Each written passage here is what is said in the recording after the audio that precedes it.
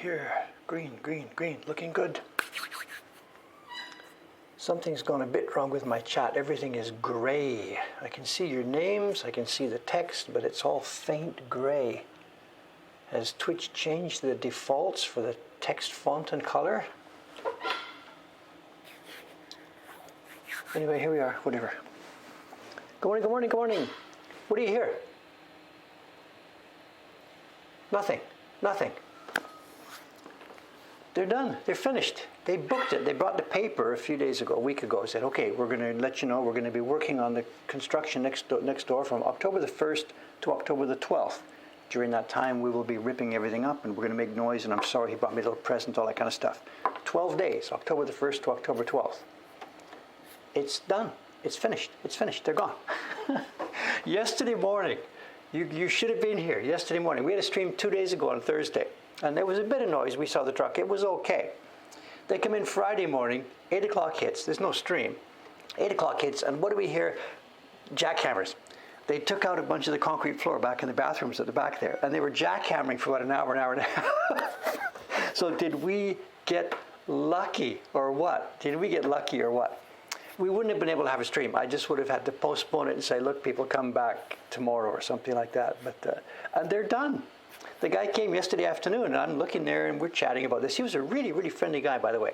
There was no hostility. There was no nothing. The guy was really helpful. I'm sorry we're making trouble for you. And, you know, he was really, really super, super cool about this. Very nice guy. I was chatting with him yesterday. I was looking at the drawer, and you guys are almost finished. What do you mean till October 12th? He said, no, we're probably done tonight. So they stayed a bit late last night and did it. Cool, cool, cool. And then after that, later in the evening, the young man came with the Meishi, and he is the owner of the new business that's coming in. He gave me his Meishi and explained and apologized in advance for the coming couple of months of chaos that's going to be here. Seems like a real nice young guy. They're going to be opening an izakaya. It'll be a pub next door, and their senmon, their specialty will be steaks. There's lots of yakiniku, where you fry the beef, the meat on the table, but this is going to be steak specialty. Maybe I will even eat there once in a while. Who knows? What I didn't ask him yet, it's too soon to even talk about stuff like that. I'm curious what his policy is going to be on smoking. Could go either way.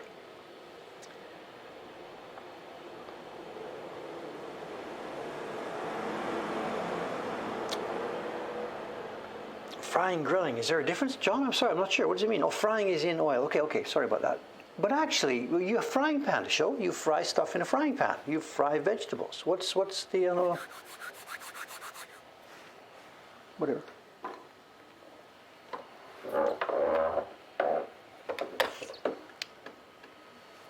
Okay, let's do some work. So we are going to have, it seems, a very quiet little stream this morning. We don't have a floater. I couldn't get the power energy to work this morning. It won't float.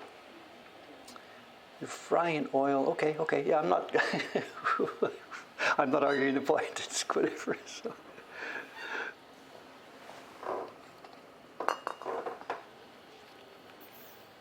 So what the stream will be today, we're going to be carving on this block again. The same thing. I have a show and tell this morning. And we're going to have a bit more of a traditional show and tell. I mean, I've been a bit scattershot with the show and tell. We've talked about this and tools and this. We're going to quietly look at half a dozen prints this morning. We have a pleasant, quiet show and tell this morning. In fact, I can give you, just so you know, I can give you a tip off about what the show and tell is going to be. I can post a page. This is not an auction page. I looked it up this morning. I tried to do some homework this morning. I looked up this page to find out when these items were published, the one I'll be showing you today. No, that's not it. What am I doing?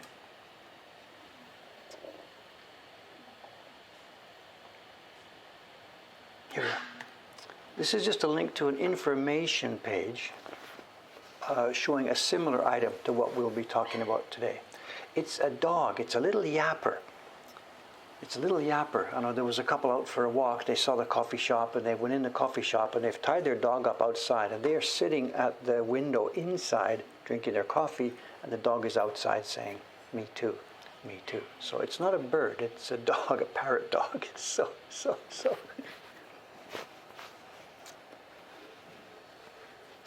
And he may be there for the full stream. Who knows? Who knows? Who knows? Who knows? Okay, as you can see, we've been rolling along. We're on the last batch now to show you the full design.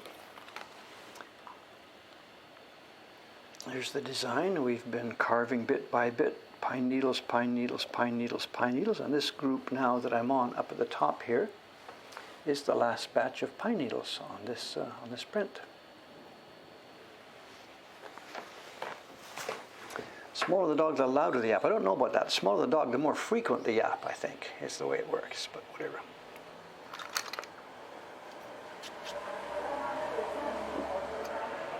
Okay, let's do some work.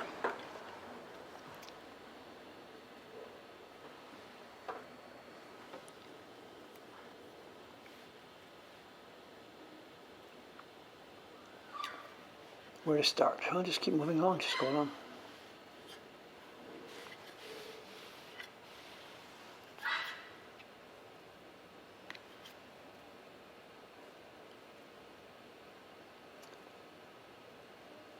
It's funny with that dog there, we're not hearing crows. I don't know, do they specifically keep quiet when this is going on, or is it just a coincidence that there are no crows here at the moment? I don't know.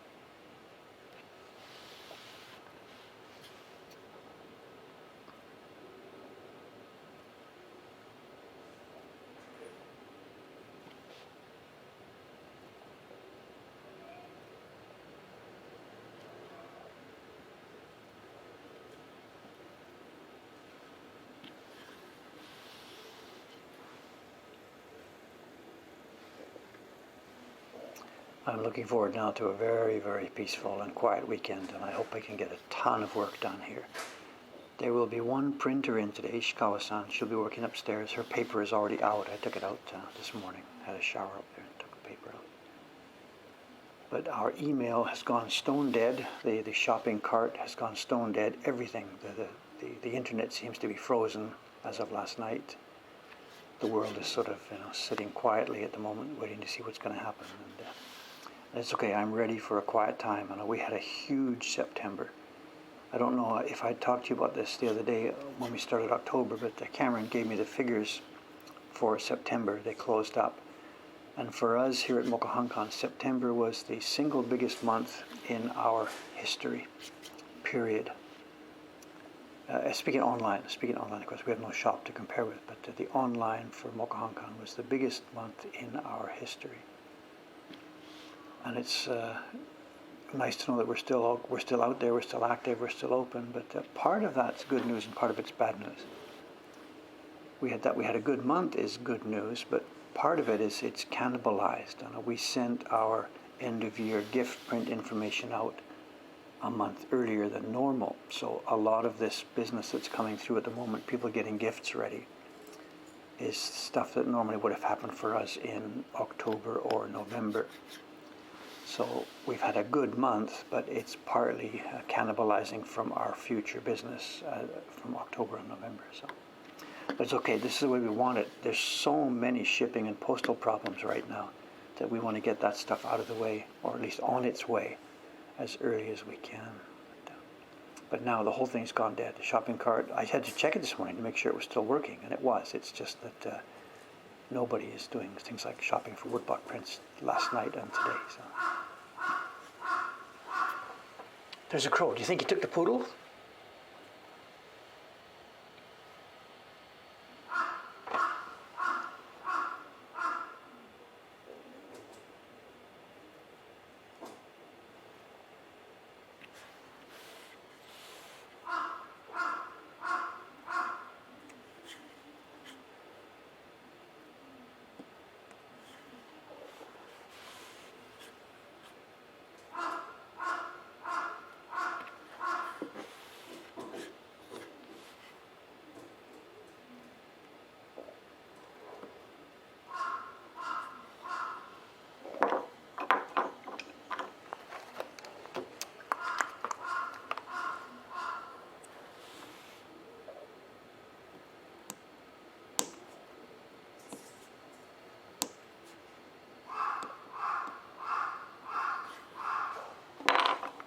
hear lots of crow and no dog. I don't think he took it, but wouldn't that be cool?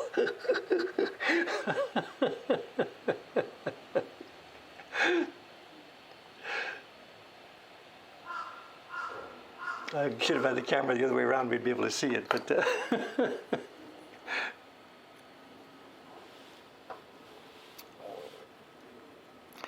Or it could be, actually, now that I think about it, with a giant crow that close, that dog is probably thinking, I think I'll just be a little bit quiet right now and hunker down here. It's quite possible, you know.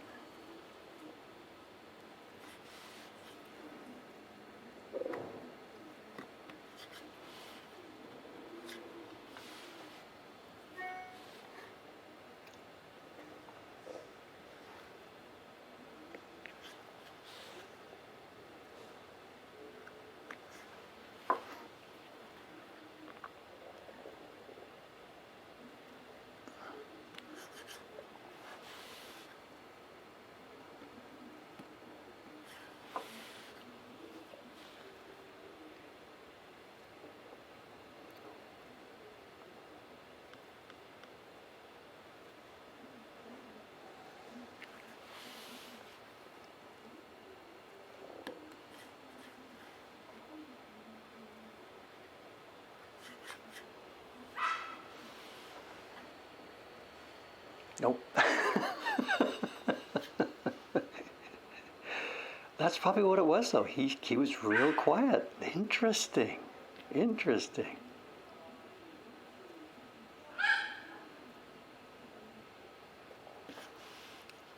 Interesting.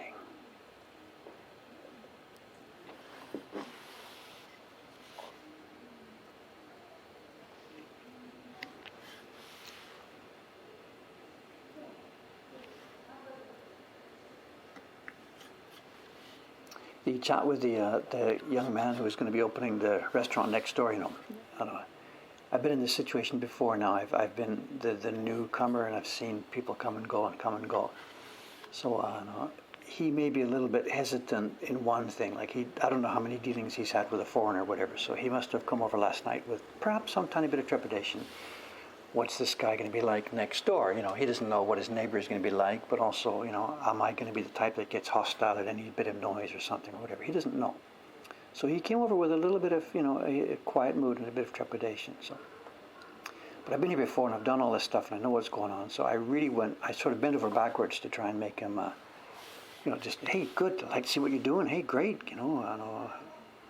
Looking forward to having a new neighbor. We really want a busy, active street, and you know. So I tried to, you know, be positive and happy, and looked forward to, you know, like you would. You're positive when you've got a new neighbor coming in, stuff like this, you know. So. But I also had there was a bit of a what's the word? There's a backstory in my mind to meeting this guy, because I need his cooperation very much in one thing. I don't know if I talked to you about this before, but our optical fiber that comes into this building doesn't come directly to us from the NTT people, from the phone company. It comes to the other side of his building out of the ground. And then the wire, my optical fiber wire, runs across the front of his building. It just hangs on the front of his building, and it comes into our building. And it didn't matter before. There was an awning there, and when it was built 6 years ago, we got permission from the building owner and stuff like that. But this guy wasn't part of that permission. And it's quite possible he could have come in here and said, I'm sorry, we're putting up a new sign, that's crap, out. And he would have been within his rights to do that. So I need this guy to be a friendly, cooperative type who would say, yeah, it's a little bit in the way of our sign, but okay, we can work around that. Let's see how we can do this.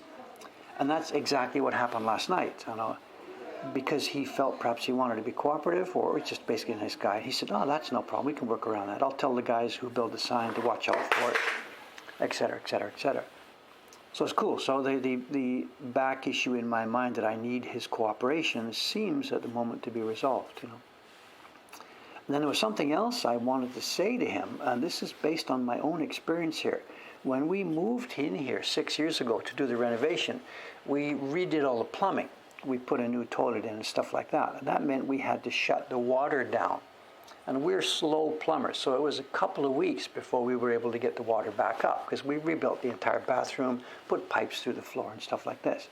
So we were working on a hugely dirty renovation job, and we had no water, and not only that, we had no toilet.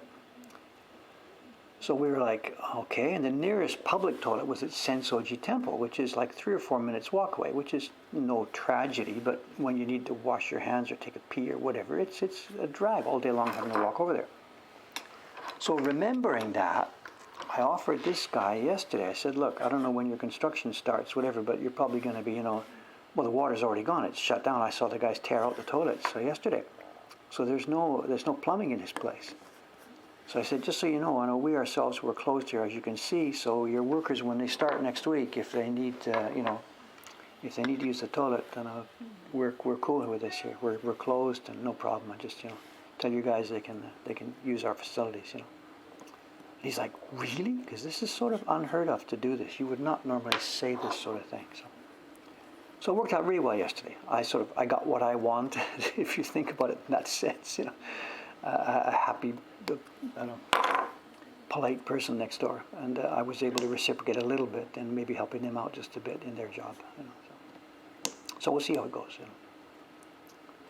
It's so important to be happy with the neighbors. It's just so important. And there's the big question hanging over this. Once these people are up and running next door, are they going to come out onto the street with their seating, or are they going to stay inside? I don't know.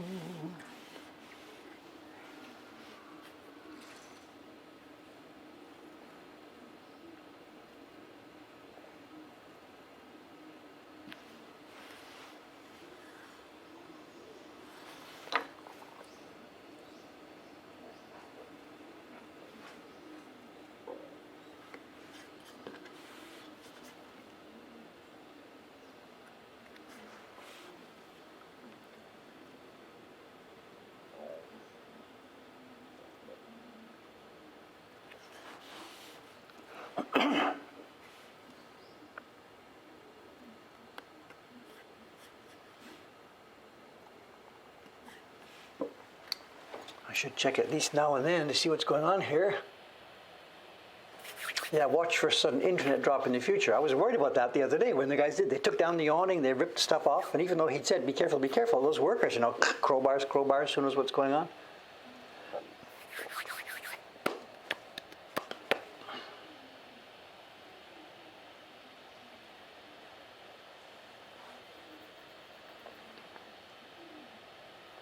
The internet cable's hanging around. The problem is here, these are old buildings, and all modern buildings, of course, they're cabled and wired down below. And in fact, our floating pole, the base for our floating pole is the NTT access hole for the cabling for this street, for the telephones and internet. And my internet fiber access to in that thing underneath our floating pole. But this building is so old that it wasn't done that way. And all new buildings are accessed underneath. So our building didn't get one of these. The building 2 doors down does have one. The post comes up out of the ground, tied to here, and that's where our cable wires from. So it's a legacy situation where you've got old buildings that they had power, but they didn't have internet. I very much enjoyed the poetry in the last stream. Poetry in quotation marks. I very, very, very much enjoyed it. Somebody mentioned that they were going to do what's the word? Put them all together in one file somewhere. I hope that's been done. That would be real fun. So I very much enjoyed it. I snorted my coffee at one point. Yamada Kubo is here. He's packing some prints in the back room. I'm having my pie for lunch. I had one of the steak pies from the new Australian place there. And I snorted my coffee.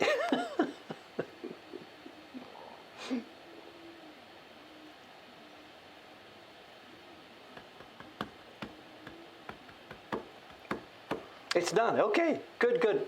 I'll try to remember to have a look at it. So I put poetry in quotes, right?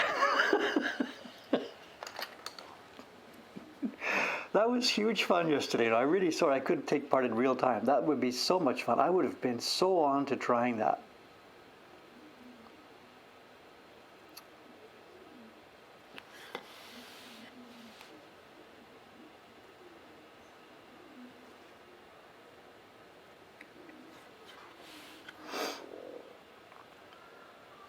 Maybe it should be, I don't know if I should say something like this, whatever.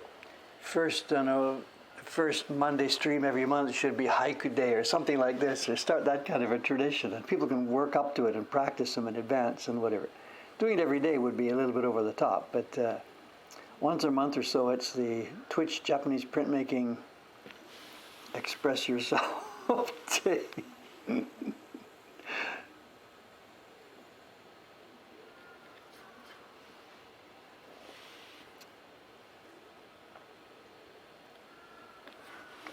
Or, maybe like we should just talk about printmaking. I don't know. Actually, that reminds me too. I found out yesterday or the day before, I found out yesterday that I had been released from an NDA that I signed just about 2 years ago. It was January or maybe February last year, long before the virus era. I signed an NDA, and as part of the NDA, it said, "Don't tell people that this NDA exists." It's kind of a bit meta, but whatever. And the writing inside the NDA, part of it, like is this for the rest of my life or something? And when you look at the writing inside, it says once the thing that is the content of this NDA, once it has become general public knowledge, you are no longer bound by the terms of the NDA. And I found out yesterday or 2 days ago that the thing itself, that it has become public knowledge. So I am able now to talk about this. And it was fun. This is not the first time I've done this. I've had, I don't know, the third time now or fourth time now. And when the documentary people came, remember the big documentary that was playing in the airlines? When that was under preparation, I was on an NDA on that one not to talk about it. I don't know why they do that sort of stuff. Leave it open for publicity. But anyway, it was what it was. So anyway, the story goes, about 2 years ago, in the middle of winter last year, I got an email from somebody at Amazon in America. And they said, "We've been watching your YouTube channel. And 3 of us," and these were sort of like 3 people from Amazon over in Seattle, said, "Can we fly over there next week and talk to you?"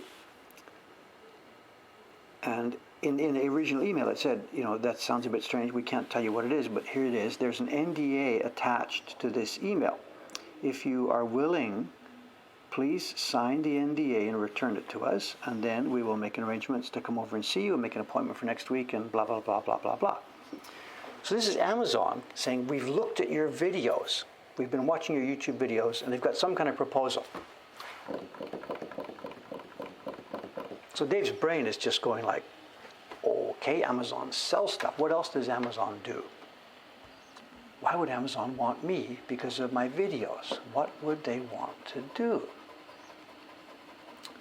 And then I guess at that time, Apple was doing their new movie channel or whatever, and Amazon is doing this, and I thought, maybe these guys want to talk about, like they don't want a series on how to make prints or whatever, but what's going on, Amazon, whatever. So like I'm cool with this. I mean, I'm busy, I got a job doing, I can't leave this to do something else anyway, but let's listen to the conversation. What could go wrong, So I signed the PDF. It's all a PDF electronic thing. Sign it and send it back. And the young lady, I think, was the one with the first thing. She says, "Okay, good. When are you free next Wednesday? Blah, blah, blah, whatever. And I wrote back and like, "Sure, but what's this all about?" She says, We'll tell you when we get there, whatever. So I'm like, okay. So for the next 2 or 3 days until the meeting here, I'm like, I'm going to be a star. I had no idea what to think. I'm not exaggerating. I didn't know. Just wait to see what these people are going to, suggest. And with all this happening, I'm busy. I've got my own business. I got stuff going here. I do not want to disrupt what's going on here.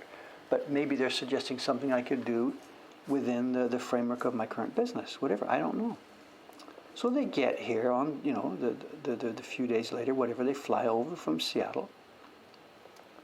And we go to they asked me, where can we sit and talk quietly? And I recommended a lunch place that's really, really quiet. We can get a booth by ourselves and nobody else can overhear the conversation and stuff like that.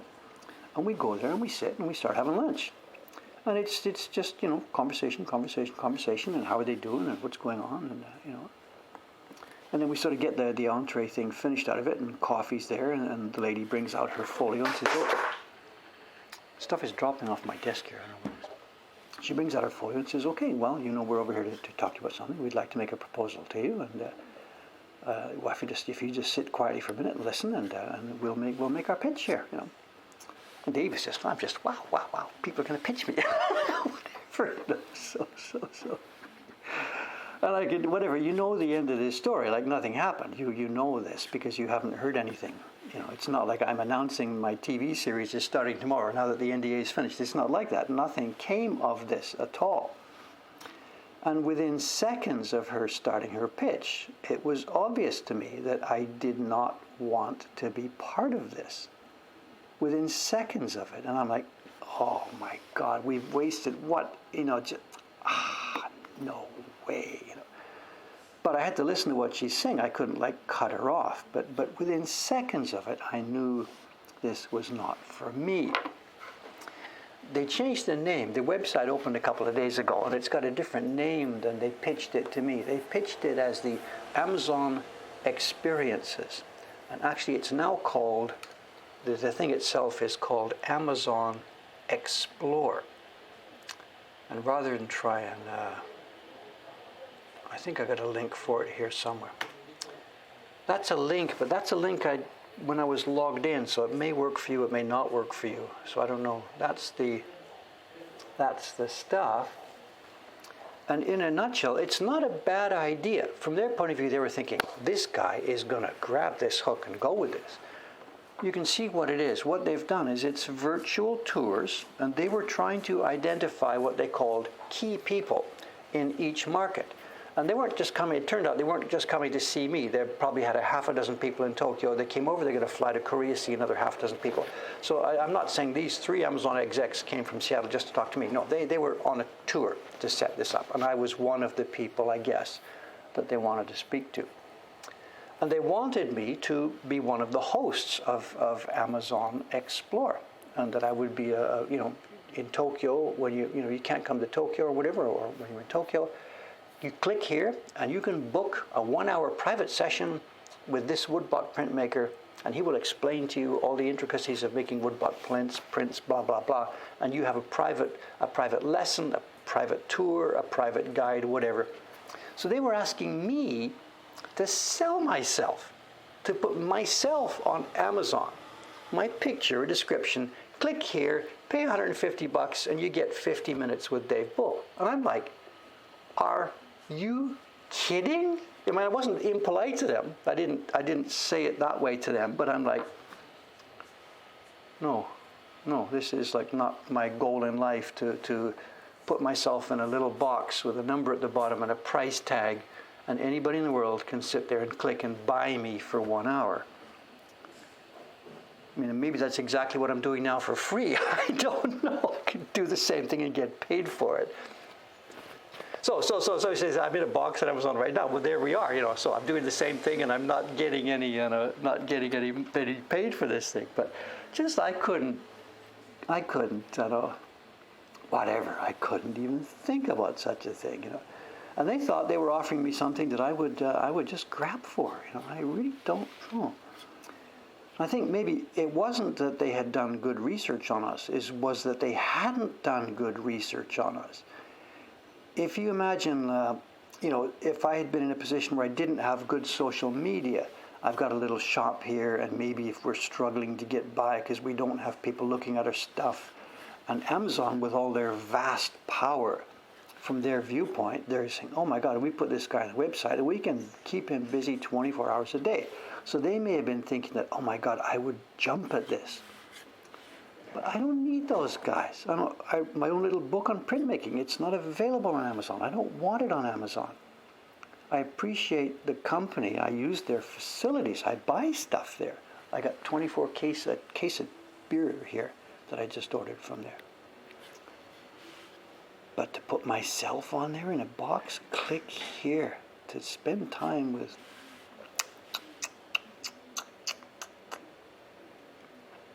Anyway, nothing hostile. I listened to their thing, and then at some point when it was getting a bit long, I said, okay, look, can I give you some reaction to this before we go on too much more? And I politely, they were very polite people, so I politely talked to them about the fact that, I really didn't want to do this. So no hostility, and we finished our coffee and stuff, and away they went. And they reminded me, please, I know this is an NDA. We're building this project. It may fly, it may not fly. We don't know when it'll take off. Please, keep this to yourself. It's common sense. So I get it. When a company is building something like that, they have to take the risk of talking to people about it. But they didn't want to let this out. And they're not the only ones doing this. TripAdvisor has their thing. What's it called? TripAdvisor Experiences? I don't remember. So it's not exactly like this is a novel, unique idea. But, anyway, I turned it down. So on the Amazon Explore page, you won't find my mugshot there.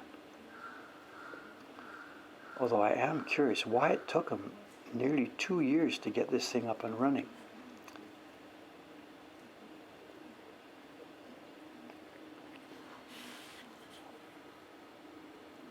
So thus ends my career on Amazon Prime.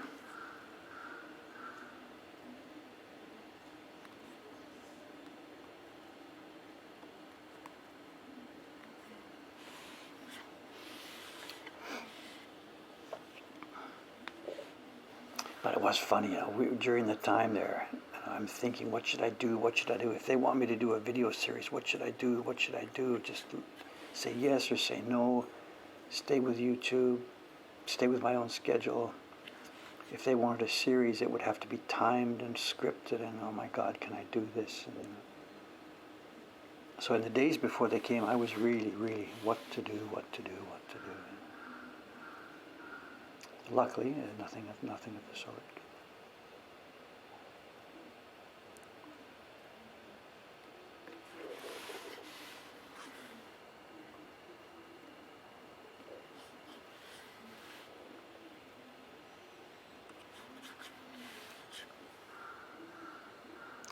Click here to add Dave Bull to your shopping cart. Is my mother here today? Is she laughing yet or what?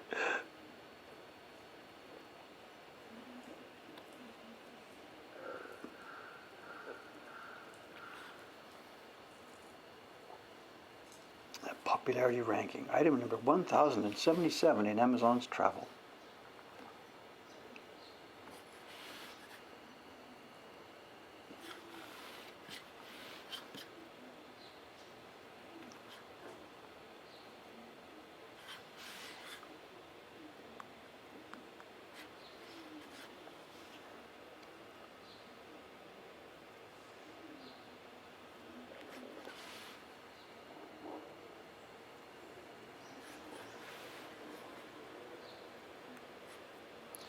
And I hope I didn't make them sound like idiots. They were really friendly people. They had what they thought was a very good plan, and I guess it is a good plan. They're up and running with it now. And it just didn't match my own perception of who I am and what I want to do. That's okay. They didn't know that. So there's no, I'm not dissing them or anything. They thought they were onto a good thing. Maybe their project is going to be very successful. I don't know. Just the reason I'm sort of giggling about this and laughing about it is because it doesn't match what I myself want to do with myself and my time and stuff like this. So I hope I'm not being, if any one of those people happen to be listening today, I hope they're not, I'm laughing about it, that's all. But, and it felt good. It felt good to be sort of, what's the word, not honored, but to be seen and thought about, viewed as a potential candidate for that sort of project. They felt I was, I guess, a good content for that platform. So it's okay. Just it was a fun experience, all in all. And they paid for lunch. What if?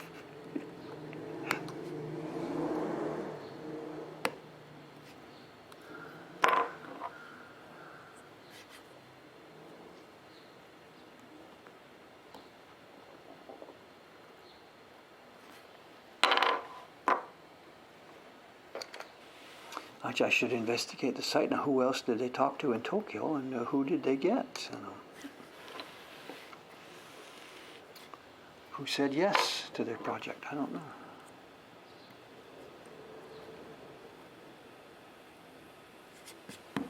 Good, coming along.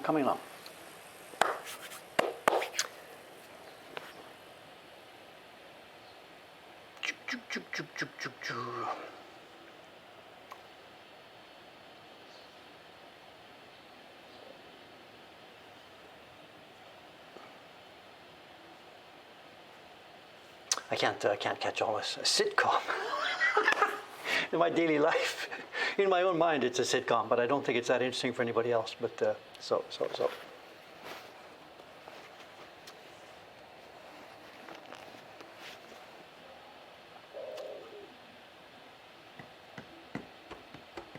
Mostly culinary stuff in Tokyo. Do they have Yoshimi? Did Yoshimi-san say yes? No, I guess she didn't. I don't know. Culinary stuff, you mean like cooking classes? Join a cooking class? Or the thing they were trying to pitch to me wasn't an actual, print making thing. Speak to this guy and learn and make prints, because I don't think that's really practical in a 1 hour internet session. You're not going to make a Japanese woodblock print. The thing they were pitching me was to be the local, like, you get this guide who says, oh, come down with this back street. It's a great place I want to show you. Look, I know this neighborhood. And we'd walk around Sensoji Temple, and I don't care about the temple. I'll show you all these neat places nearby. I think that's the kind of thing they wanted. Not outside, but in the world of woodblock printmaking. This guy who is the, world-renowned expert and stuff, blah, blah, blah. He would give you the stuff that only he can tell you, and you'd learn all this cool stuff. So I think it wasn't so much a hands-on experience they were looking at. It was just get the inside scoop from our experts on the ground in Tokyo, kind of a thing.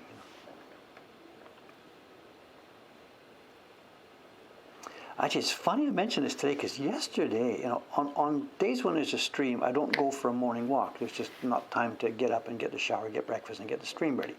But in recent weeks now, on non-stream days, I've been getting up in the morning, normal time, and heading out for a walk. I'm really finding the lack of exercise. Since the print parties have finished, my amount of energy and stuff is just down, and I'm getting fat, and I'm getting lazy, and so I'm trying to get back a little bit. Just simple first stage of having a morning walk. So yesterday, I went out for a walk, and you can't go to the same place every day. And around here, it's not like I don't have a variation of different places to go to. And I walked down a couple of streets that I've never been to before. You always, when I'm going from A to B, you just go from A to B. But when you're out for a stroll and a walk, the idea is to be out there. So I walked down some streets near Sensoji Temple that I've never seen before. And I saw some stuff and I thought, wow, look at that. I had no idea that was here.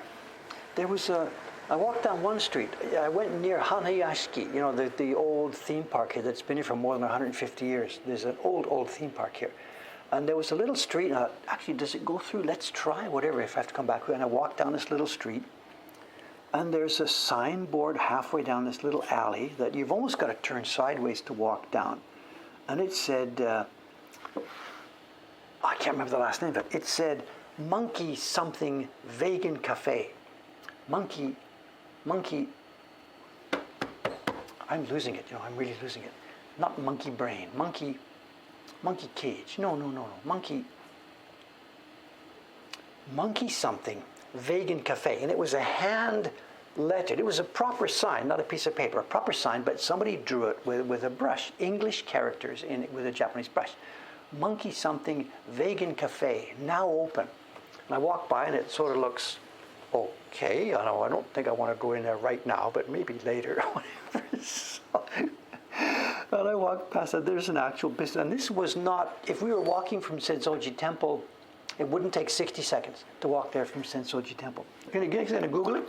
Vegan Cafe Asakusa. Monkey Zoo, is that what it is? Are you guessing or have you Googled it? Monkey Magic. That sounds it. Bingo.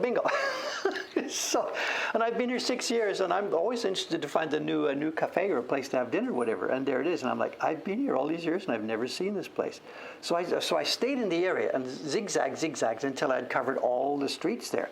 And I found a ton of interesting places. So I should do this. I should start another YouTube channel on top of the one we were already backlogged on. Let's stroll around Asakusa with Dave. Places you never knew existed,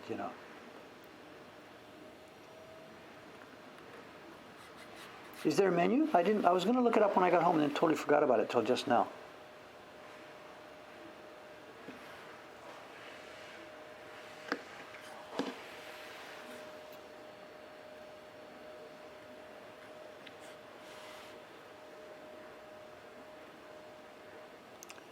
Monkey Zoo Vegan Cafe. We only serve freshest monkey.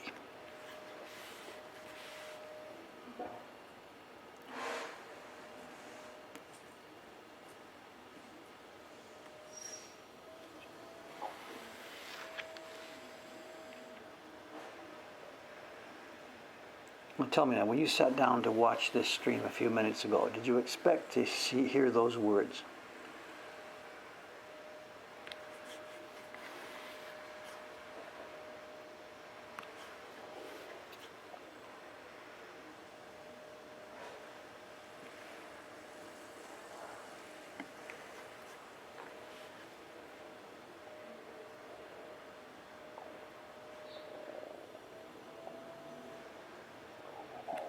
Vigorous vacuuming this morning. I've got the outside mic is turned on, which might be why you're picking those things up. The outside mic is on. Oh, Monkey Magic. Monkey Magic. They have an actual web page. Look at this.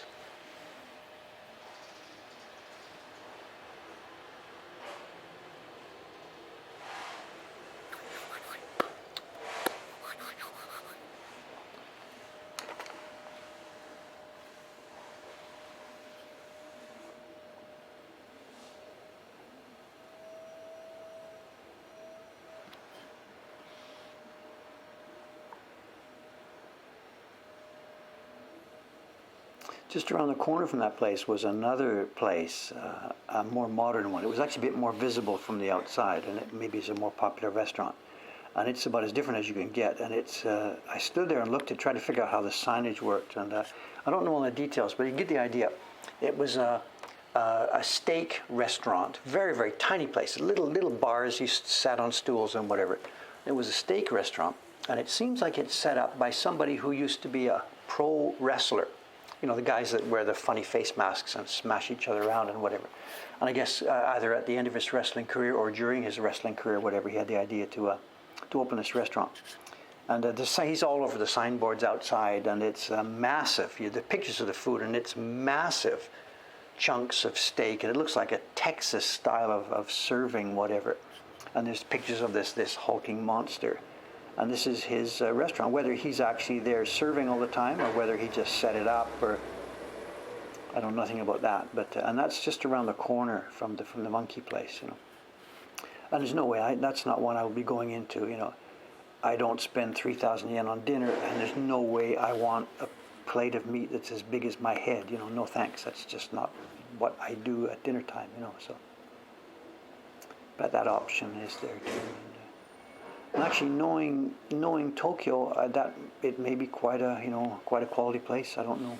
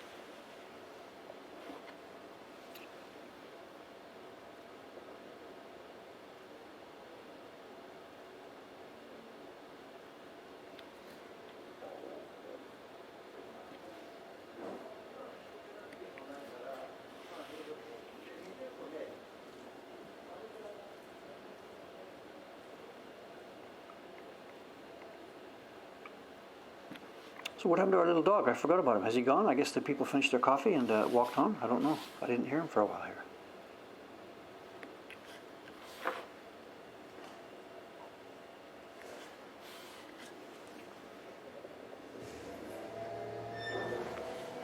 We know what that is. That's the hot dog garbage truck to show.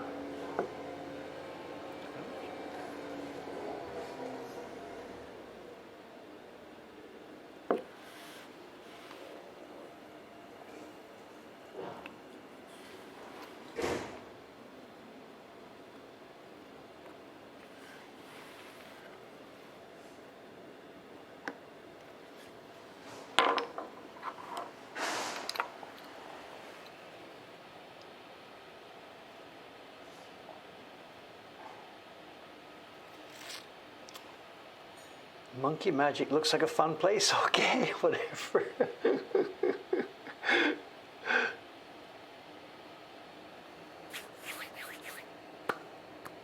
A question from Tom 1060. Is that how old you are, Tom? Interesting.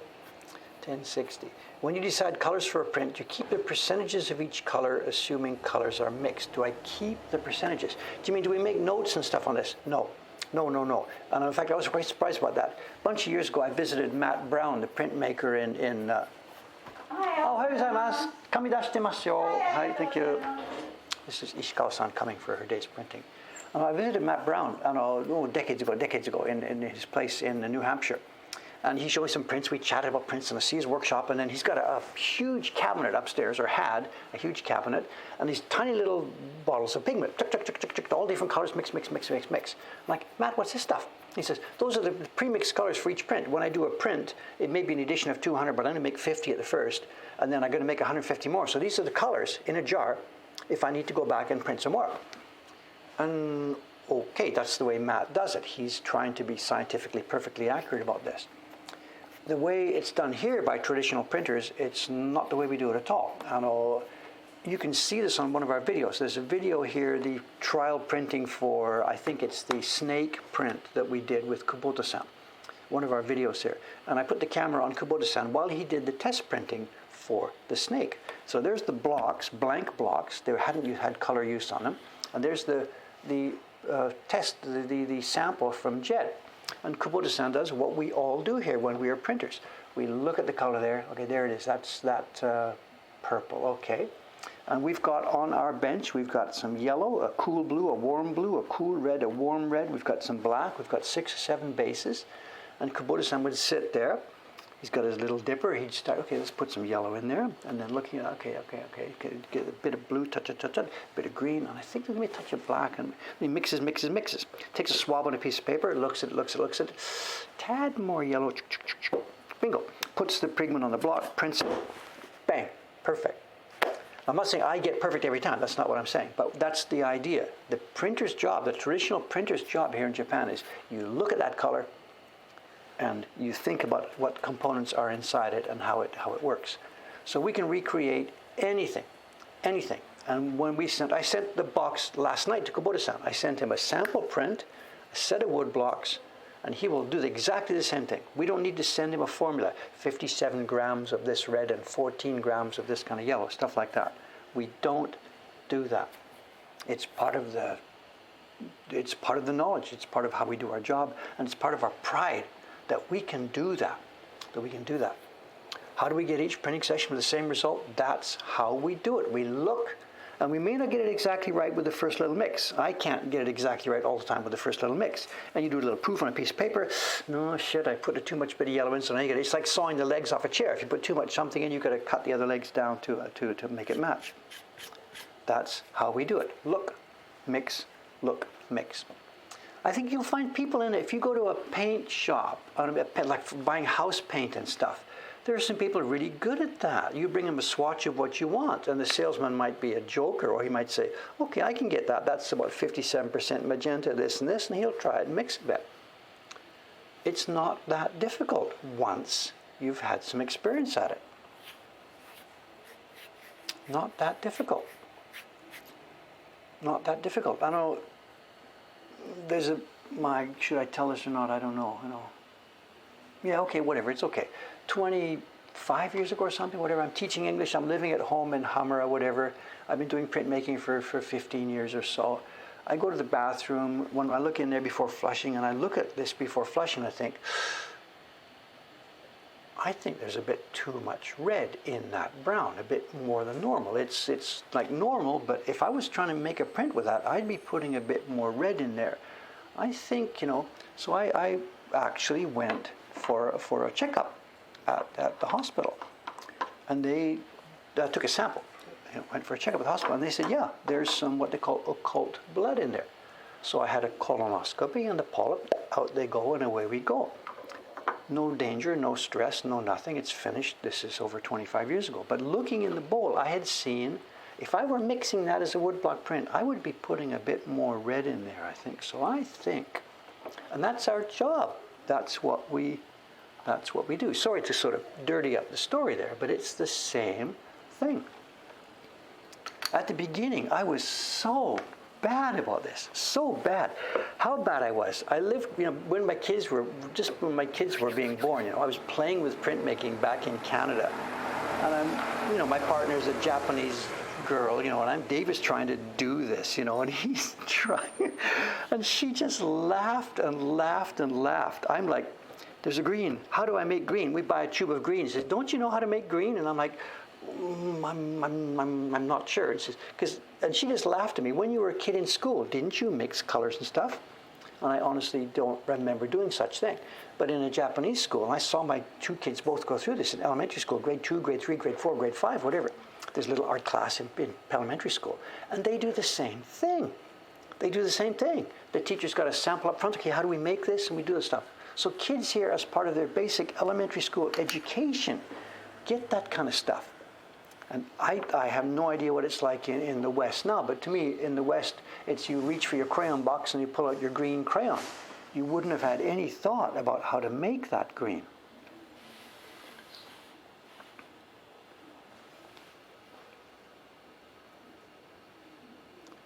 You got to see that video. I don't have a link to it right handy in my mind, but on our YouTube channel,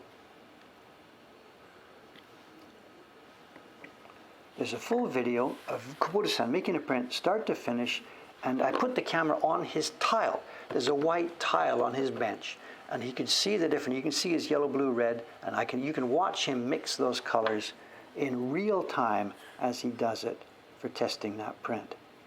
And it's crazy. He just looks at the sample, swabs this, swabs that, says, let me see, a bit more blue, I think it's okay. And bang, and there it is, and it just matches exactly.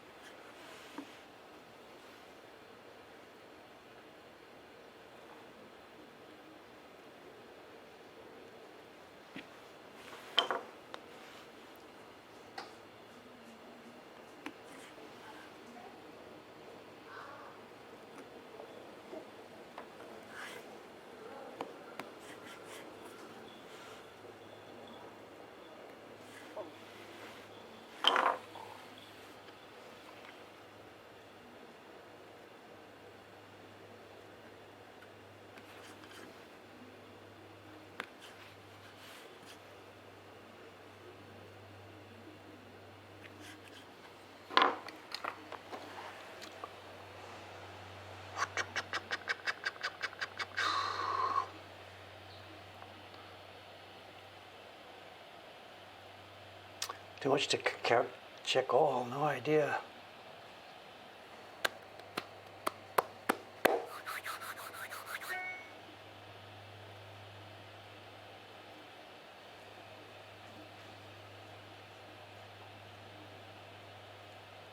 When the block comes down, how is that cartouche not going to hinder it? When the block comes down, I'm not sure what the question here means, I'm sorry. I don't understand the question. How is that cartouche not going to hinder it?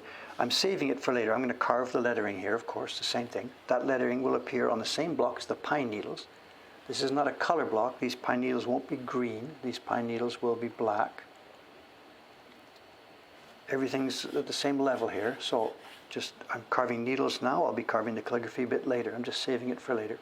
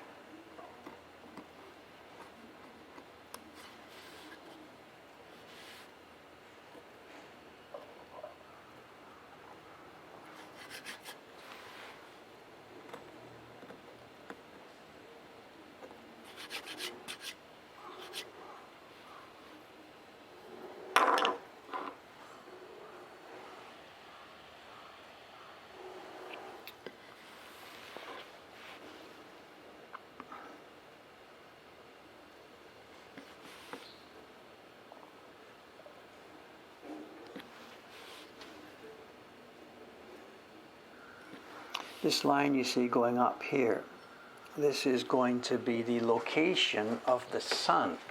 And we don't want that on the key block. We do and we don't. What we've got here, there are some lines on the original here. This is the original. There's the cartouche, the pine needles. There's a line here which is showing, this is going to be the sun, a rising sun in the finished print. But we don't want a black line around the outside of it in the finished print. But when we're carving color blocks, we need to know where's the color block for the sun and where's the color block for the sky. And if we didn't have this black line, we wouldn't be able to do that. So I'm going to carve on this key block this black line that shows the location of the sun. And we will do our test printing. We will make the color block for the sky based on that line. We will make the color block for the sun based on that line. And we'll do test printing, and we'll have some early prints that will show sky, sun, and a black line on them. And maybe there'll be a bit of overlap. We'll do some recarving, check. And then once we're sure that it's okay, I will come back to this key block and I will carve off that sun line so that we just have then the finished print. We have the pine needles, the border of the cartouche, we have a red sun and a blue sky, and the line will be gone.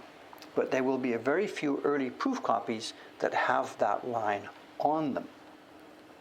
This is called mudabori, waste carving. You'll see me do it. It won't be today, it'll be tomorrow. Once I finish the pine needles, we'll move around to the other areas and we'll do that. Mudabori, wasted carving, because your energy is wasted. You're going to carve it away and throw it away later on. But you need the information temporarily to show where those two color zones are going to be.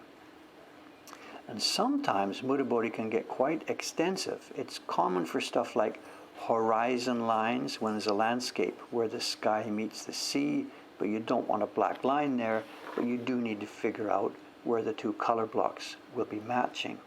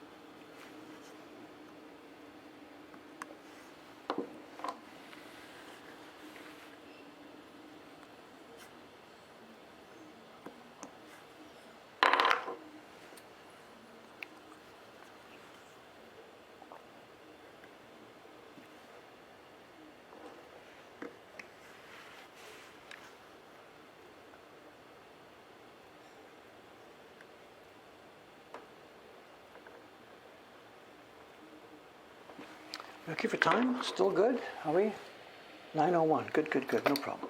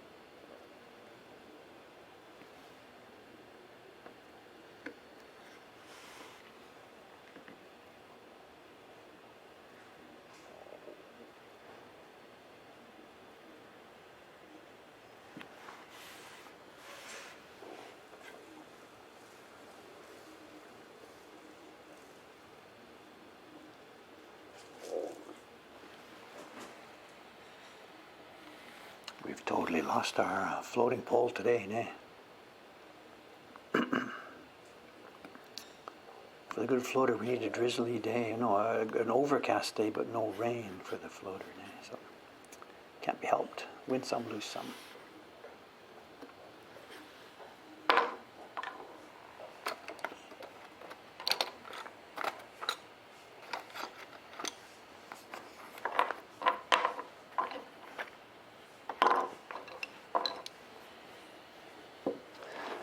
Excuse me.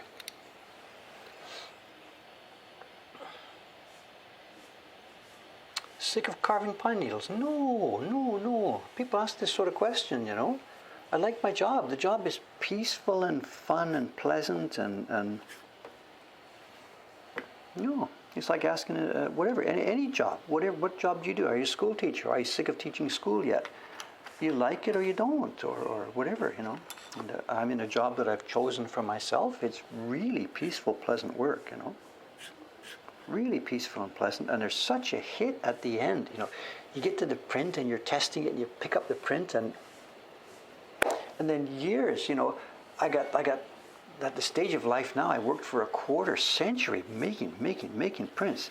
I've got thousands of them now that I've made, and you pick one up and look at it, and I can't say like I remember every stroke, no, but you look at it, and I remember making that one, and it's pleasant work. Handwork is pleasant work, there's nothing. Somehow the world, even back when I was in school, there was this bizarre split, and when I was in like middle school and high school, are you the smart guy? You're going to go to university and put a tie on and be a lawyer, or oh, you can't quite make it. You're going to go and fix cars or something. There was that bizarre, and we believed it that laboring was stupid work and that brain work was for just oh my God. I don't know if they still do that, but I don't want to talk about it. Just get me in a grumpy mood again. But whatever. There's nothing better than peaceful, quiet, constructive work building stuff. It's like something in the monkeys here do this. I don't know, or just our specific brand of monkeys. We build stuff, and it's so cool to be building stuff. And it doesn't matter if there's one pine needle or 10,000 of them. Just, okay, let's start at this end and plug your way through, and you get to the other end, and there you are,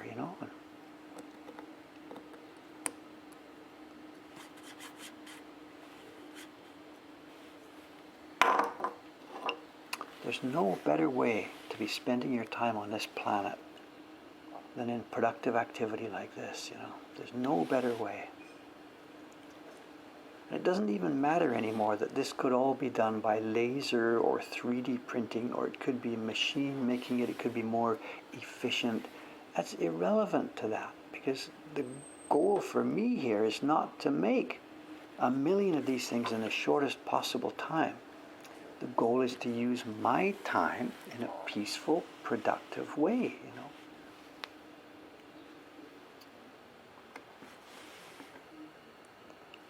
It's not like who dies having made the most stuff. It's who dies having used the time in a happy way, whatever.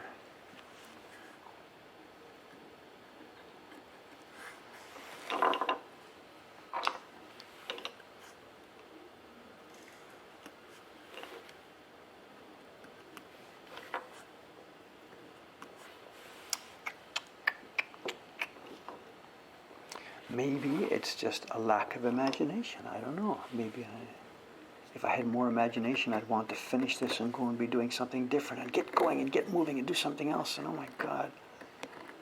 Maybe I just don't have enough imagination. I don't know.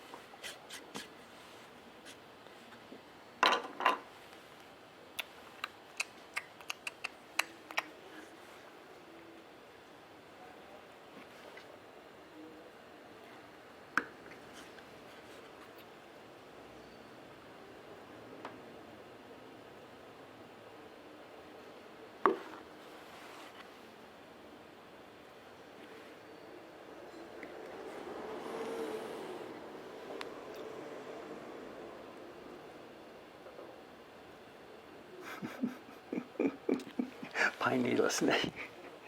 Remember, you're talking to a guy who spent 10 years, making one print set, and the prints all look basically the same. I spent 10 years making those things. So if you can do that, then spending a few hours like this on some pine needles is no big deal. I forgot to zoom back in, did I? I forgot to zoom back in. Sorry about that.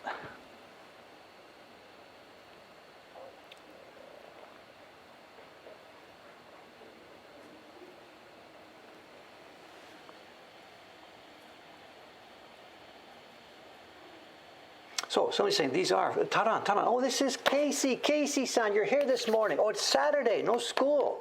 Introduce yourself. Can we tell who you are? In my chat here, there's a red name. I don't know. We all have different colors. There's Taran KC. KC means Casey. This young man is a carver. He's a carver.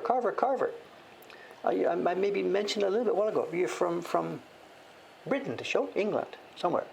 And you've been here, Taran's been here now for a couple of years, first as a student at Asaka Sensei's place learning how to carve, and he is now an actual deshi. He's an apprentice, not mine, he's an apprentice at Asuka-san's place.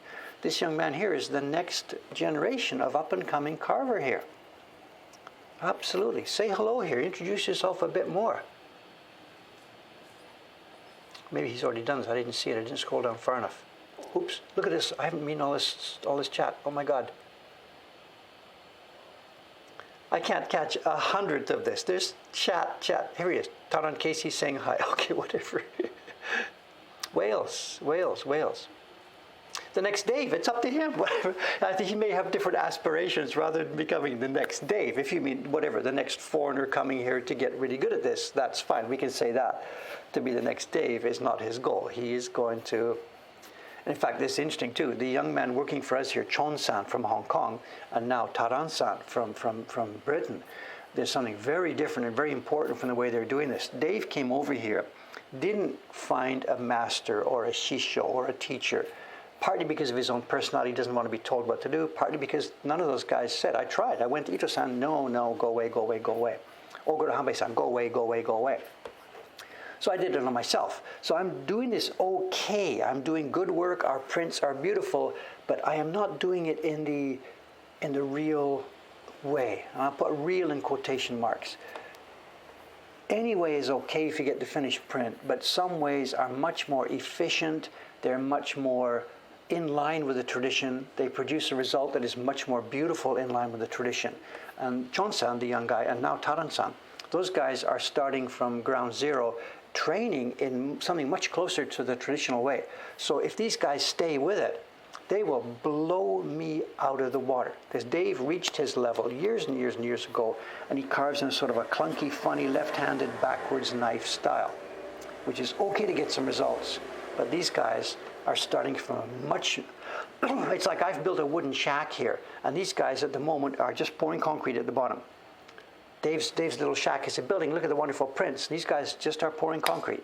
But you get what I'm getting at. They are going to, if they stay with it, they are going to go up and up and up and up and up. Taran could build a sky tree on the base that he's studying with now. I'm not his teacher, I'm not his sensei, but anything I can do to help these people get through and go here. Taran, he's on Instagram, I think. Whatever, he can explain for himself here. He's got some stuff on Instagram.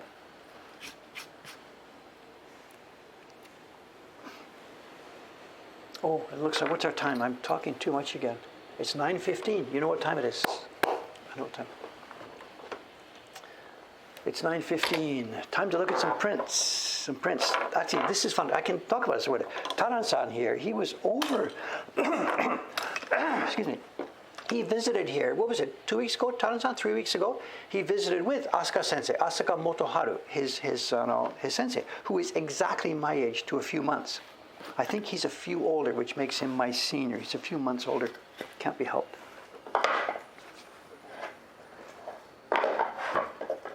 They were over here a few weeks ago, and we spent like 3 hours. They came at 10 o'clock, and I think they left around 1:30 or 2. And we spent the time upstairs in the collection room.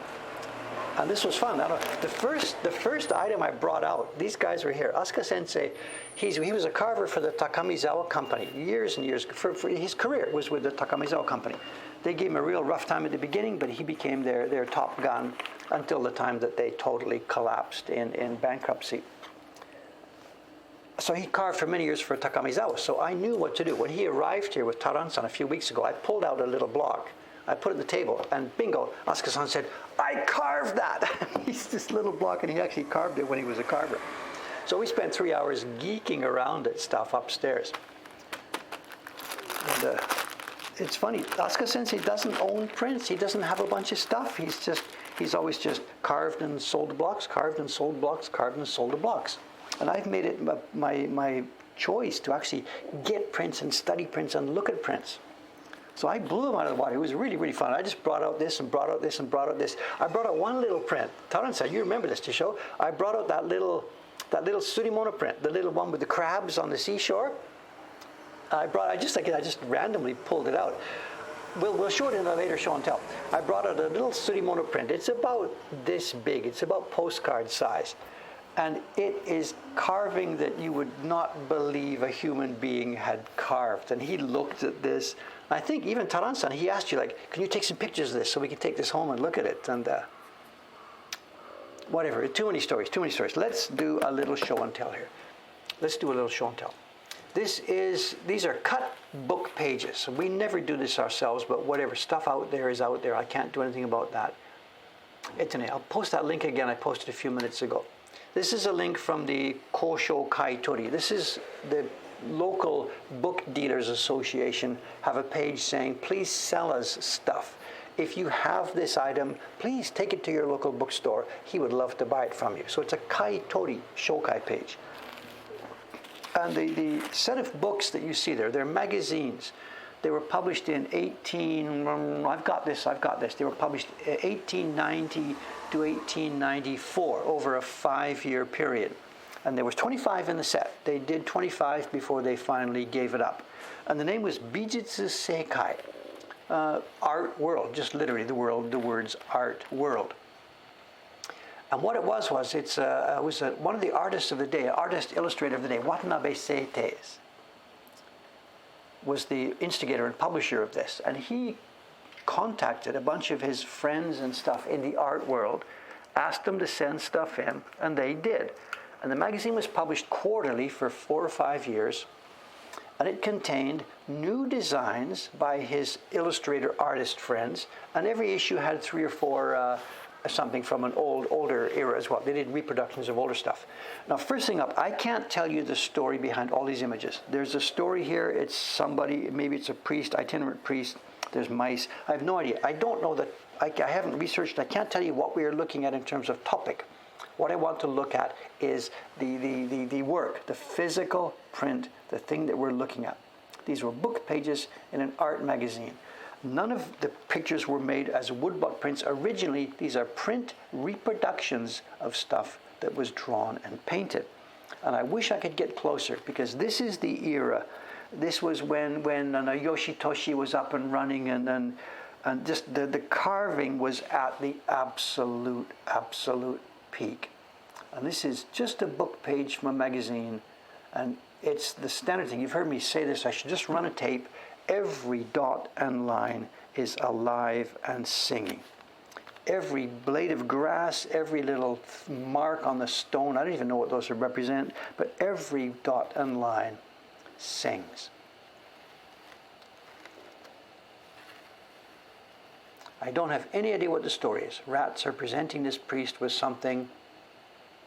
Reminds you of Shiba-san's prints, because Shiba-san drinks in this stuff. Shiba-san drinks in this era. Every dot and line is alive. Even the background, little bit of vegetation on the rock. Who cares what it looks like? These guys cared, and as a result, the finished thing is it's just got a unity and a touch and a wholesomeness. And what you can't see is the embossing. These things are all under a side light from me, and they are just beautiful things to touch and feel and taste. The art and the picture, I don't know and I don't care, and I'm really not interested. It's the physical objects that I care about. This is the quirky thing about this stream. People will come here and see this stuff and think, Dave, explain the art to me. And I don't even know, and I don't even care. I don't know which volume these are from. And actually, I should qualify what I'm saying. I linked to Bijutsu Seikai. There were a couple of other competing magazines at the time. And I don't have a full set of 25 here, so I can't compare. These could be actually from a competing art magazine of the day as well. I don't know. Anyway, they're early 1890s art magazines for aficionados and made woodblock carving. And look at this. They could have carved a straight box around this. Nope. The guy did the original with a brush, and the carver has caught the brush, and every freaking dot and line here is alive. And Taran's watching this, and he knows what I'm talking about. He is desperately himself right now trying to learn how to move his knife. So for every one of these strokes, like the pine needle I was just carving, it tapers, it pulls at the end, but it's not just whatever.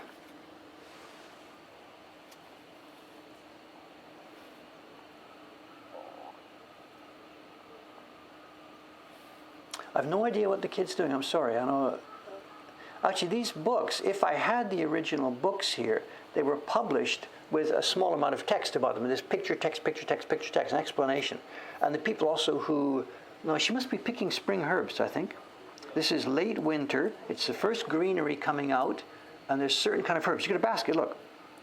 They are picking some early spring herbs after a snowfall in late winter. And there's a story, it'll be a recognizable fable or something. So, you're talking about pine needles, that's right. You imagine carving all this stuff, all these dots. A few pine needles, give me a break. Those pine needles that Dave is carving now, that's nothing. Nothing. And these guys were so fast, so fast. If I was going to guess, this would be the place in Tokyo called Fudo no Taki. It's a waterfall next to a famous temple, and people would go there to get purified and whatever. But I'm just guessing. I'm just blowing smoke here. I don't know. Pine needles. You want to gripe about carving some pine needles? Try carving some leaves. So somebody's saying it looks like Hokusai manga stuff. It is in a sense. Hokusai is noted for his textures, these trees, tick, tick, tick, tick, tick, tick, tick, tick, tick, tick, his mountain shapes, his stones. So in that sense, it looks like Hokusai. This is way, way, way after the Hokusai manga. This is in an era where they are just in love with the kasurebori, carving in imitation of brushstrokes. Backgrounds here. They're really trying to make this thing. It's kind of a blend. It doesn't look like a painting, but it doesn't look like the old ukiyo-e prints. There's a kind of attraction. Here we have some detailed work here. Now let's zoom in on this guy. Let's zoom in on this.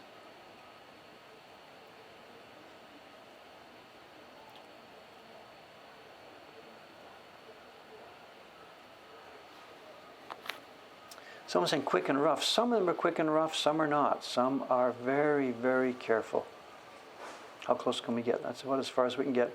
I mean, look at the size of my finger here, guys. Look at this face, the eyes. There's an expression, the eyebrows, all the hair. Look at my finger. Look at this.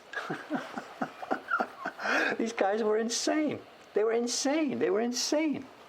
And look at this. Where's my little pointer? I can show something.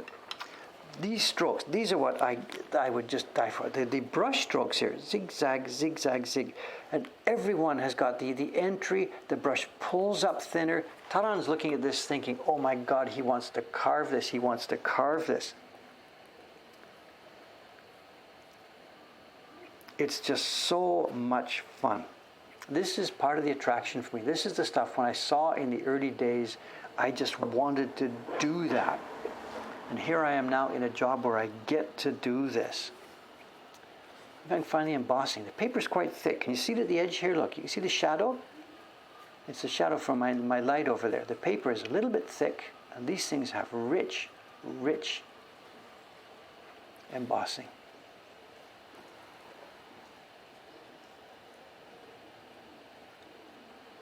Again, I'm sorry about the story. I can tell you nothing about the story. It can be researched. This is known stuff, just David here doesn't know these. Trip to the National Library, they have these books here.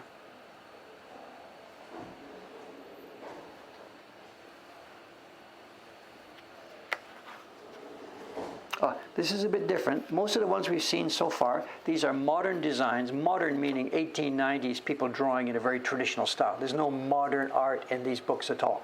It's Bijutsu Seikai with very much gesture towards the past. As I said, Watanabe-san commissioned a bunch of local illustrators and artists to do things. So this was a modern print of the day, but reflecting an old story. But some of the pages in the magazine were reproductions of older prints, and that's what this one looks to be. It looks to be as a reproduction of a painting from maybe Moronobu's era. I don't know exactly, I'm sorry.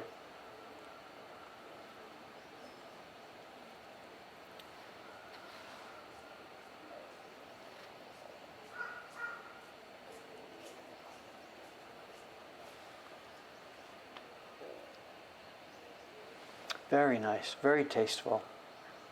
They're not all perfect. You might find some little bits of misregistration. I think this red is a little bit sideways. These are supposed to be the strings connecting those beads. I think the red is a tiny bit off. They're not all perfect. These were mass produced. Yeah, the vermilion again, eh? The vermilion is to die for. Absolutely. We just can't find that nowadays. It just goes on and on and on and on, you know. I don't even have time to show you all. What is it with bows and arrows here? We have, look at this, just a minute. I detect a theme here. We had an archer with his bow and arrow. The next guy is a bow. We have another one here with a bow.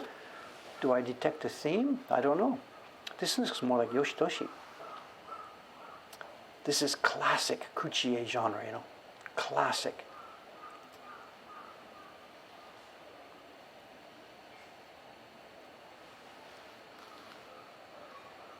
And the strokes. I've just got to say the same thing over and over again. I'm sorry. Just every one of these strokes. Look how wonderfully and beautifully. Yeah, right at the back. It was was it an arrow? Was it the back at the beginning? I'm not so sure. Was that an arrow? It looks like an arrowhead with something. I don't know. Sorry, John. I don't know. Could be an arrow, I guess. It's arrow related. Yep.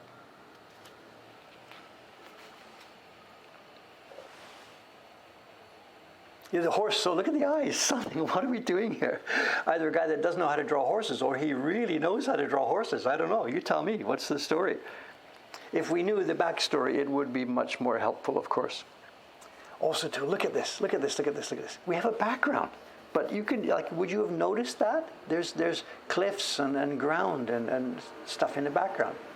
Why do they bother putting that in? Who's going to notice this?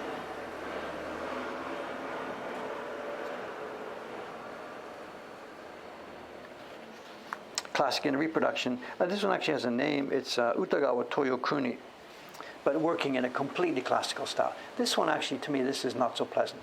This is somebody trying to do an imitation of a Heian era print, and this guy doesn't know what's going on. And the face, to me, this is clumsy. There's no pleasure for me in this one at all. It's an attempt to go out of style. Just let the guys do the work of their normal era, and we're okay. Trying to do a fake like that just doesn't do it for me.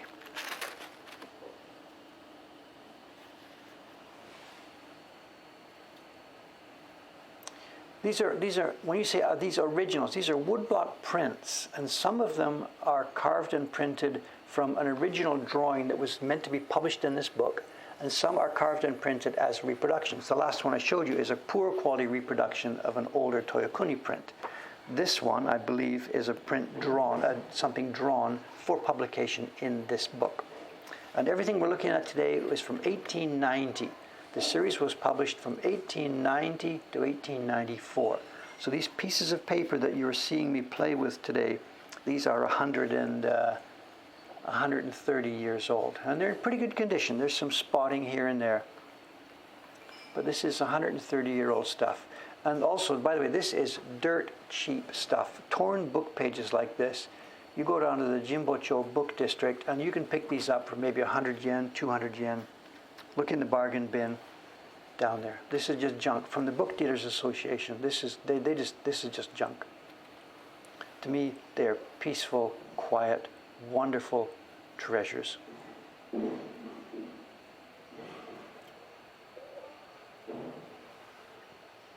And I don't know the story here. There is clearly a story. There's clearly a story here.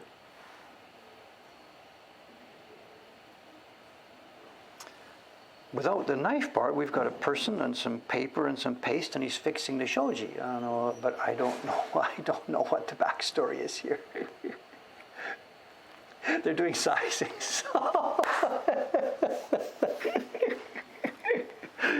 They're doing sizing, not quite in the way that we're familiar with doing it here, but yeah, okay. So I have no idea what the story is. That's it. The stories are all findable. If you got a whole copy of this magazine, they're all documented. We know what they are. It's just as I sit here.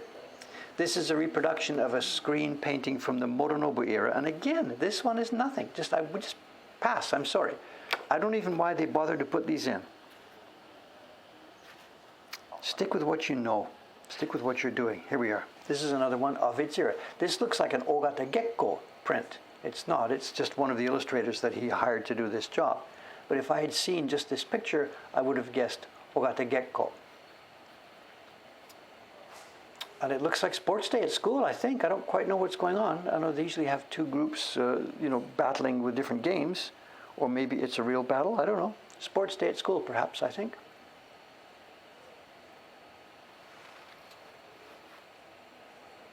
They haven't tried to give him faces. Well, enough is enough.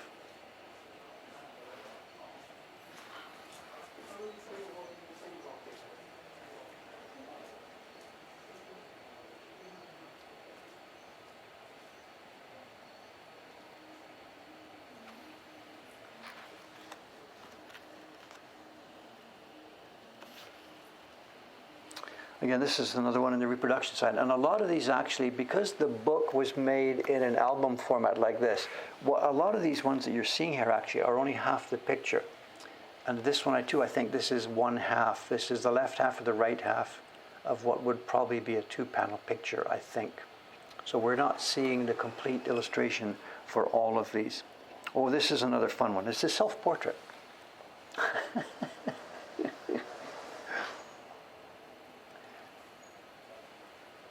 I mean, come on.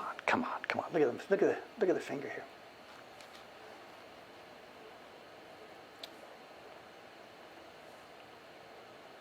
Not such a happy dude, but not such a happy dude. Not sure. There's a story here, I guess. I don't know what he's holding. You tell me. It's a kabu. It's a turnip, is it? That's the base of the turnip, and those are the leaves. White pigment. White pigment. That's a bit unusual in this book. I haven't seen any so far. White pigment on top.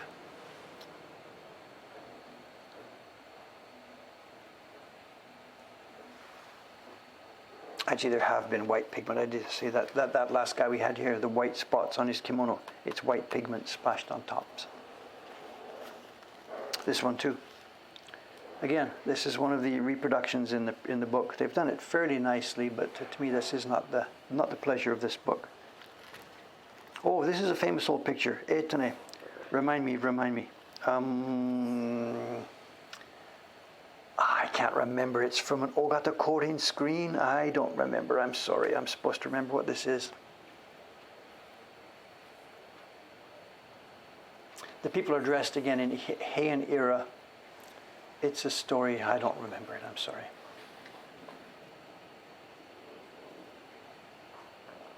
Okay, I get it. There's the two ladies. It's New Year's. They've been playing with their shuttlecock and battledore. And the thing that they've been playing with has become lodged up on the roof.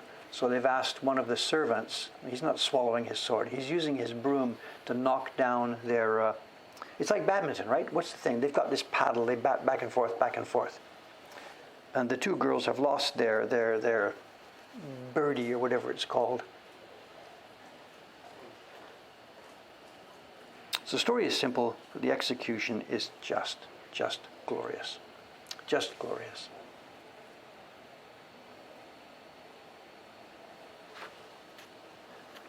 How many more have we got here? Just 3 or 4 more. Should we just keep going? Whatever. There's just 3 or 4 more. Just stick with me if you want, or go home. This is cool. This is cool. It's obviously it's a sculptor, and this has been done in a very they've done it extremely delicately and faintly. Oops, that's as far as we can get. Sorry. And I think my camera's having trouble focusing because there's nothing to focus on there.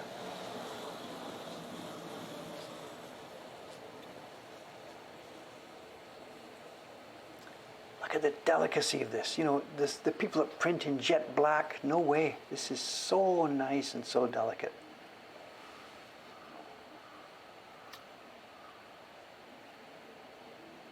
Yeah, the coloring is unusual on that one, but you can see why. They're obviously trying to show the, you know, is it a stone sculpture or a wooden sculpture? Looking by the chips and stuff coming off, I guess they're chips of wood, are they? So this is a piece of wood that he's carving?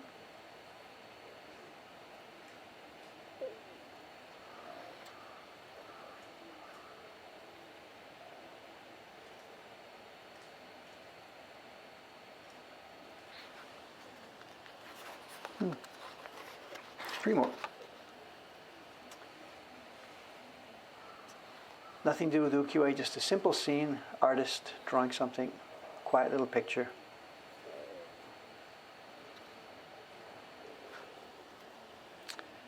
This is obviously the left-hand side of a full panel, and there's this the Yoshitsune on the bridge? I don't know.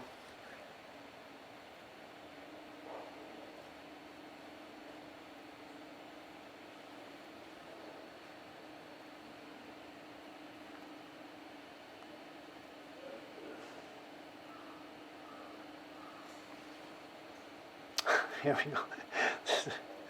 I should have thought John would come up. This is all that preparation with the bows and arrows, and here we are. Here's the denouement. Okay.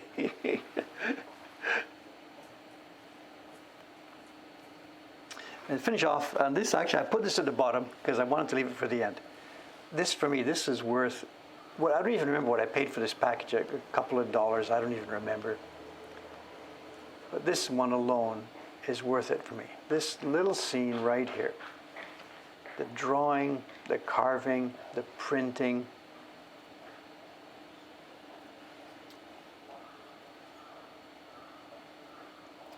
It's a Yakatabune, a pleasure boat. It's winter. The guy on the left is the attendant. He's preparing hot sake. We have some tokkuri. And you thought I was carving some nice pine needles. Hey, look at the beautiful shape of all of these strokes. It's, bushes with snow covering them.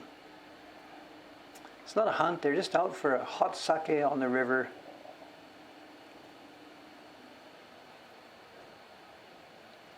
Perfect. Just perfect.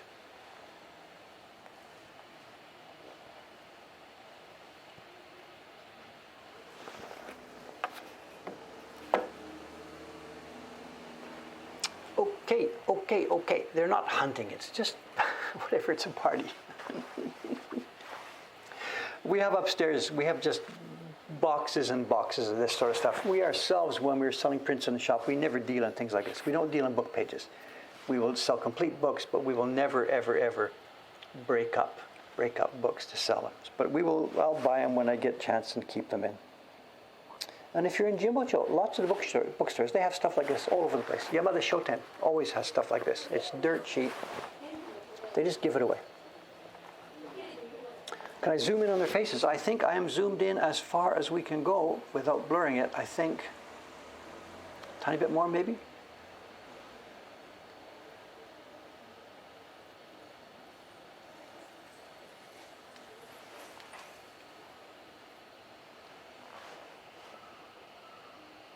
Expression, at that size, this guy's face, way smaller than my fingernail, and he's got expression. The guy carving this, Taran, are you watching? Can you do this one day? I can't do this at all. Even with my microscope, there's no way I'm at this level. And the other thing to mention about these two, the guys who carved these books, they were not like oh my God, let's spend $10,000 and hire that specialist who's going to come in and do this job for us. These were just the normal carvers of the day. Not everybody could do this level. There was bottom level guys who did food wrapping, medium level guys, and then good ones. But they just came, carved, went home. Came, carved, and went home. It wasn't like, okay, hold your breath. All right, let's do this spectacular job. This was just the normal daily work for them. the way you see me carving those pine needles, chop, chop, chop, let's chat with a while, chop, chop, chop, have lunch, chop, chop, chop, come back tomorrow. That's how these guys worked. But their skill level was just baked in. The consumers demanded it, the publishers demanded it, and that was just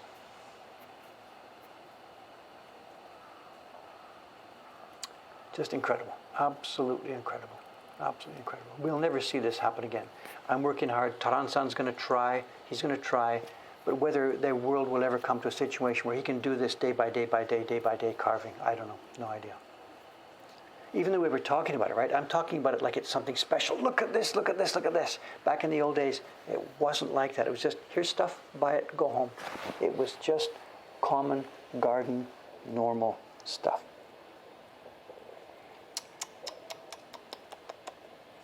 Anyway, there you have it, there you have it, there you have it. These will go into the catalog at some point in the collection. We're way behind, but at some point, they will get it. Okay, it's time for me to get out of here. We have gone way over time. Sorry about this. It's up to you. You can always tune out anytime you want. We've gone way over time. I'm Saturday now. For those of you who are in America and are waiting for stuff, the last FedEx box left last night. So all the orders from people who are living in America that came over the past couple of weeks, that's flying. It's over the Pacific right now. Jeb will be dispersing it early next week. Other than that, that's it. It's Saturday. I will be back here on Monday morning, continuing with my job of carving all those boring pine needles. In the meantime, it's coffee time for me now. Have a peaceful day here. Thanks for watching. I've had fun.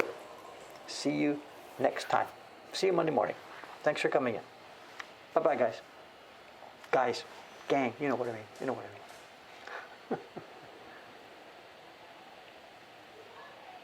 Hot sake.